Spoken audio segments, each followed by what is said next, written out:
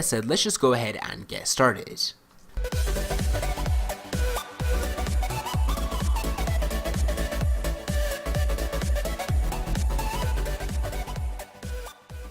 So first off, a really good strategy is to make sure that your thumbnails look quite good. The fact is, even if you have a really exceptional video, no one's going to click on it if the thumbnail looks boring or unattractive, and that's just the hard truth. A really good question you want to ask yourself is, when you're looking at one of your videos, would you click on a video that had that thumbnail, and if not, what could you do to improve it? A really good strategy is to develop some channel branding to make your thumbnails look somewhat similar in some respect, but if you don't want to do that, just make sure that each thumbnail reflects what you're actually talking about in the video, as opposed to just showing off some random scene in the video itself. You really do want to be developing your own custom thumbnails, and you can do that with as simple as a program as PowerPoint, or you can use something like Photoshop instead. It really doesn't matter just as long as you're putting some effort in. Now speaking of effort, the next strategy I'd recommend is developing some pretty good tags for each video you upload. Tags are the way that YouTube tracks which videos appear when people search for different things, so if you have really good tags, your video is going to be positioned higher in YouTube search results. You want to make tags that are relevant to your video's topic, but a good strategy can be just going to the YouTube search bar and starting to type in whatever your video is. Then when YouTube gives you a drop-down menu of auto-complete things that they think you might be searching for,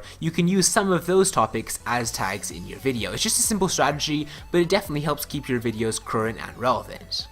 Now tip number 3 I have for you is to engage with your audience as much as possible. If you're a small channel, this is especially important. When someone takes the time to comment on one of your videos, you definitely want to reply to them, or at least let them know you're thankful for the feedback, because if they view your channel as welcoming, they're going to be more likely to engage in the future.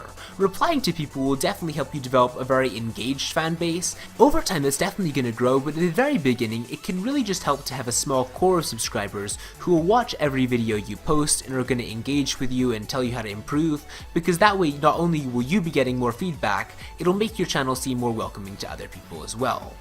Now the next strategy I would definitely recommend if you're serious about getting big on YouTube is to develop a consistent upload schedule.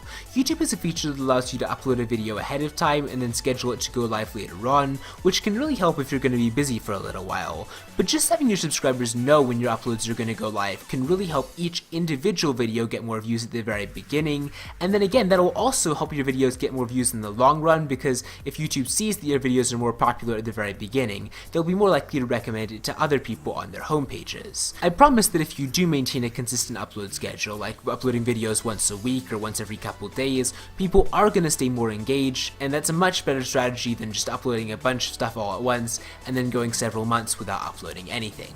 But anyways, that brings me to my final strategy for growing on YouTube, and this one is actually the most complicated. You see, YouTube is going to recommend your channel to more people if it sees that your audience is watching a lot of your videos. What YouTube looks at a lot is watch time, so if you're uploading a 20-minute video and people are watching 15 minutes of that video, YouTube looks at that pretty favorably. But the contrast is, if you're uploading a long video and people are only watching like the first minute and then clicking away, YouTube's really not going to recommend your video to that many people, because it's going to see that people are getting bored of it quite quickly.